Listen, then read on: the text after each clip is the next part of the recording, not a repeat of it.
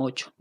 Ok, el resultado de eso nos daba 11,40, se redondea al que le sigue, o sea, a 12 paneles. Esos 12 paneles por los 330 watts de cada panel nos da un total de 3.960 watts. Los 10.800 vatios hora que se necesitaban para llenar el banco de baterías y alimentar toda la iluminación de emergencia durante las 12 horas, los tenemos que dividir por esos 3.960 watts, que es la potencia total de todos los paneles, y nos da 2,72 horas. Eso significa que para llenar el banco de baterías tardarían 2,72 horas esos 12 paneles. Pero los 12 paneles tenían un costo de 175.200 pesos. Lo que se hizo a fin de ahorrar plata y que no se fuera tan alto el presupuesto fue reducir el número de paneles. Esto aumentaría las horas de trabajo, pero no afectaría mucho eso porque no es un circuito de iluminación que se usa regularmente, sería solo para uso de emergencia. Entonces, en vez de usar 12 paneles, se usaron 4 paneles.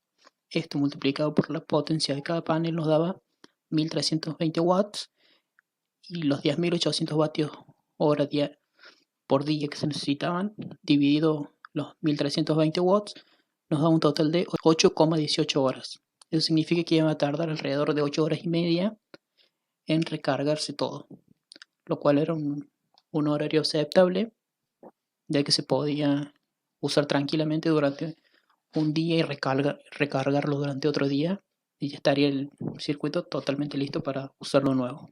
Después teníamos que ver si necesitamos conectarlos en serie o en paralelo. Para hacer esto se calculó el número del cálculo para los paneles en serie eran el voltaje de la batería dividido el voltaje del módulo, o sea, de cada panel. El voltaje de la batería era de 24 volts y el del módulo de 37 volts. Nos da un total de 0,61 voltios, o sea, 1. Se redondea. Como no se puede poner un solo panel en serie, se descartó y no se pone ningún panel en serie. Para calcular el número de paneles en paralelo, se hacía un cálculo que era el número total de paneles, que en este caso eran 4, dividido el número de paneles en serie. Como teníamos un solo panel en serie, era 4 dividido 1, nos da un total de 4 paneles que se tenían que conectar en paralelo. Para calcular el número total de baterías necesarias, teníamos que calcular primero la capacidad de potencia del banco de baterías.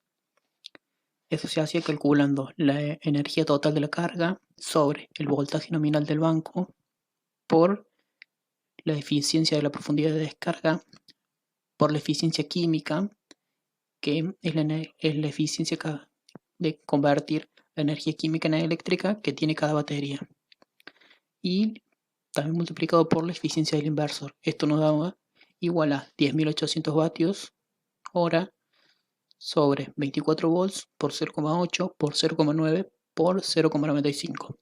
Nos da un total de 657,89. Y para calcular el número de baterías necesarias, sí, necesitamos calcular el voltaje nominal del banco por la capacidad nominal del banco sobre el voltaje nominal de las baterías por la capacidad nominal de las baterías. Esto da igual a 24 voltios por 657,89 amperhora sobre 24 voltios, el voltaje nominal de la batería, por 220 amperhora. Nos da un total de 2,99, o sea, necesitamos 3 baterías. Bueno, para calcular el número de baterías en serie, teníamos que hacer el voltaje de trabajo en el que va a trabajar el banco sobre el voltaje nominal de las baterías. Eso nos da un total de 24 voltios sobre 24 voltios y el resultado daba 1. Eso significa que no teníamos que conectar ninguna batería en serie, y para calcular cuántas baterías en paralelo necesitamos, teníamos que hacer el número de baterías totales, que eran 3, sobre el número de baterías en serie, que era 1. Eso nos da un total de 3, y ese es el número de baterías en paralelo que teníamos que conectar. Para el cálculo del regulador era la intensidad, que es lo que necesitamos descubrir para el regulador, que es igual a la potencia del panel sobre la tensión de la batería, que eran 1.320 watts del panel y 24 voltios de la batería, nos da un total de 55 amperes. El regulador que conseguimos era de 80 amperes y tenía un voltaje que se podía variar entre los 12, los 24, los 36 y los 48 voltios según se necesitara. En nuestro caso lo íbamos a usar de 24 voltios. Bueno, para el inversor no necesitamos ningún cálculo, solo había que ver que resistiera la potencia. En este caso tenemos un inversor solar que varía, que resiste entre 3000 y 6000 watts, 24 voltios a 220 y hasta 60 amperes. Tiene un voltaje de entrada de entre 24 y 80 voltios y el voltaje de salida mínimo es de 220 y el máximo es de 240. En nuestro caso va a salir 220.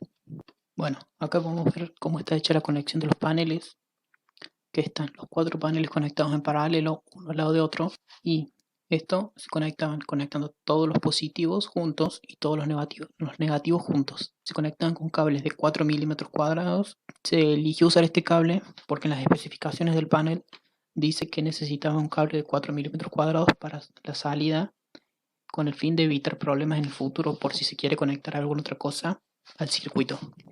Bueno, de ahí vamos a un regulador solar de 80 amperes y desde el regulador vamos a las baterías, también conectadas en paralelo, y todo el circuito está conectado con cables de 4 milímetros. La función del regulador es simplemente regular que no se sobrecarguen las baterías para que no se reduzca su vida útil. Bueno, y en el cable que va desde el regulador a las baterías se conecta el inversor solar, que es el que va después hacia la conexión interna de la escuela, y donde se conecta el tablero seccional para todas las lámparas. Y bueno, acá estaría el diagrama unifilar de la conexión. Como podemos ver, esto es lo mismo que se había visto recién, donde está el panel, el regulador, el banco de baterías y el inversor. Y después del inversor venimos hasta un disyuntor diferencial de 2x40 amperes que está en el tablero seccional, donde también hay una jabalina que protege el tablero seccional. Bueno, de ahí vamos a una bornera y salimos con cables de 1,5 milímetros para cada circuito. Primero vamos al circuito IV1 que tiene una pía de 10 amperes y sigue hasta la iluminación con cables de 1,5 milímetros. Y los demás circuitos también están conectados de la misma forma. Acá vemos la lista de precios de los materiales. El precio total sería de 203.736 pesos. Bueno, y para el presupuesto de la mano de obra, bueno, no se logró encontrar un presupuesto en pesos argentinos, ya que este sistema no está muy implementado todavía en nuestro país. Sí se encontró un presupuesto en euros, porque en España se usa muchísimo más este sistema de energía solar. El precio promedio variaba entre 600 y 1.200 euros. Nosotros tomamos el menor precio como referencia, que eran 600 euros, y son unos 55.307 pesos. Esa conversión fue hecha en octubre de 2020, cuando un euro era igual a 92 pesos con 18 centavos. Bueno, ahora en la parte de normativas tenemos las normas de higiene y seguridad en el taller que nos había pedido el profesor Gajero. Y bueno, una de las normas es que en la República Argentina existe una legislación laboral en la que se incluye un extenso con la cuestión del ruido. La ley número 19.587/72 de higiene y seguridad en el trabajo, la resolución 295/03 y la resolución 85/2012 son en las que se incluye un protocolo sobre la forma de realizar las mediciones y registrar las mismas en un formato estándar. Y la ley número 24.557/95 de riesgo del trabajo. Estas leyes protegen de manera directa o indirecta al trabajador y establecen límites en el tiempo de exposición a ruidos y vibraciones. En la normativa para el elevador, o los gatos de carga también llamados, está en el decreto reglamentario 351/79, en el capítulo 15, artículo 112. Las normativas para los matafuegos dicen que debe haber mínimo un matafuego cada 200 metros cuadrados o fracción de la superficie del sector de incendio. Y la distancia máxima para recorrer hasta llegar al matafuego debe ser de 20 metros.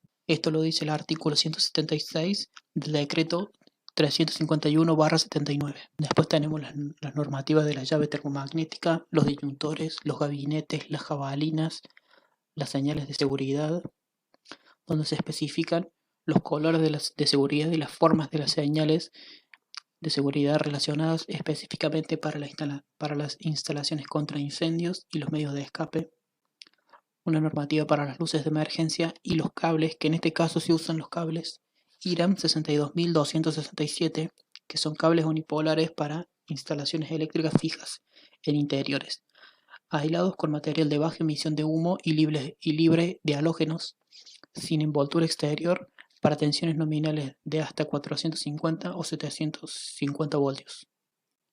Bueno, tenemos el presupuesto de todos los materiales que necesitamos para la instalación. Esto no se nos pidió en la materia de emprendimiento, y el presupuesto total para todos los materiales es de 302.150 pesos.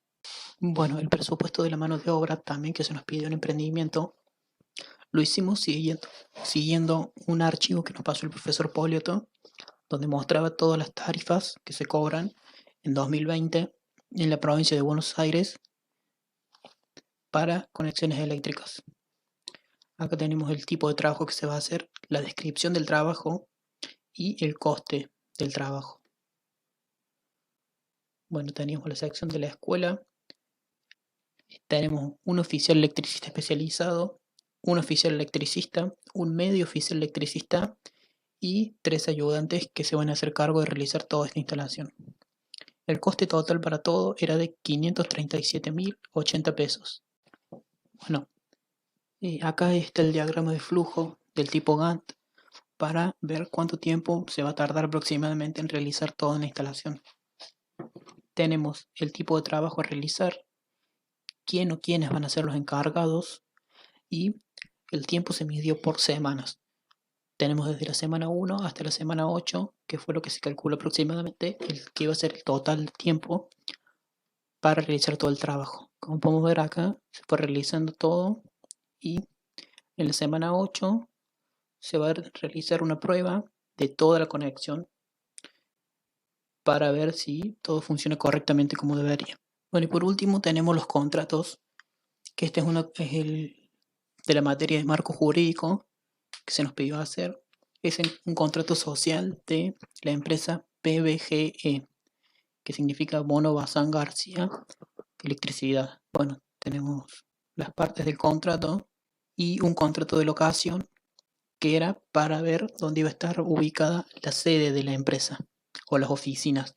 Bueno, acá tenemos al final la firma, que la firma era de la profesora Espindolana de marco jurídico, la firma del locador, que fue una firma inventada, y la firma del locatario, que era quien iba a firmar como que alquilaba ese lugar. Y bueno, con eso sería todo lo del trabajo, ya estaría todo completo.